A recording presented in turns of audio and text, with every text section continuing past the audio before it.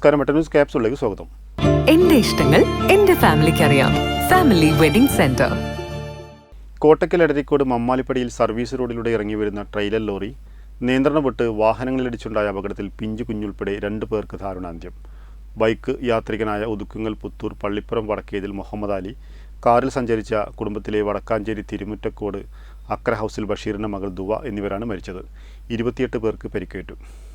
മമ്മാലിപ്പടിയിൽ 6 വരിപ്പാതയോട് ചേർന്ന സർവീസ് റോഡിൽ വ്യാഴാഴ്ച രാത്രി 8:30യോടെയാണ് അപകടം. കോഴിക്കോട് ഭാഗത്തു നിന്ന് തൃശൂർ ഭാഗത്തേക്ക് പോവുകയായിരുന്ന കമ്പി കയറ്റിയ ട്രെയിലർ ലോറി 6 വരിപ്പാതയിൽ നിന്നിറങ്ങി സർവീസ് റോഡിലൂടെ എടരിക്കോട് തിരൂർ പാതയിലേക്ക് ഇറങ്ങി വരുന്നതിനിടെ നിയന്ത്രണം വിട്ട കണ്ടെയ്നർ, ബൈക്കുകൾ, കാറുകൾ എന്നിവ ഉൾപ്പെടെ 10ലേറെ വാഹനങ്ങളിൽ കൂട്ടിയിടിച്ചു.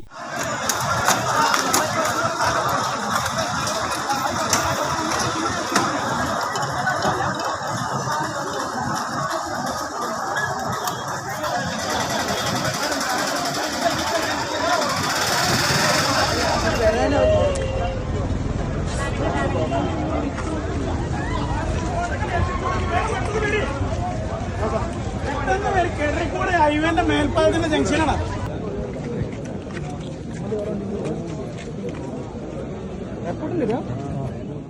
ബുള്ളറ്റിൽ സഞ്ചരിച്ചിരുന്ന മുഹമ്മദ് അലി തൽക്ഷണം മരണപ്പെട്ടു. ദുവ ആശുപത്രിയിലെത്തിയ ശേഷമാണ് മരിച്ചത്. വിദേശത്ത് നിന്ന് കരിപ്പൂർ വിമാനത്താവളത്തിലെത്തിയ ദുവയുടെ പിതാവ് ബഷീറിനെ കൂട്ടിവരികയായിരുന്നു ഭാര്യ മിസിരിയ ഉൾപ്പെടെ കുടുംബം. പരിക്കേറ്റ മിസിരിയ ചികിത്സയിലാണ്. ബഷീറിന് പരിക്കില്ല. അപകടമുണ്ടായ ഉടൻ നാട്ടുകാരും പോലീസും സന്നദ്ധ സേനാ പ്രവർത്തകരും അതിവേഗം രക്ഷാപ്രവർത്തനം നടത്തി. മരിച്ച ഇരുവരുടെയും മൃതദേഹങ്ങൾ ചങ്കുവെട്ടി അൽമാസ് ആശുപത്രി മോർച്ചറിയിലാണുള്ളത്.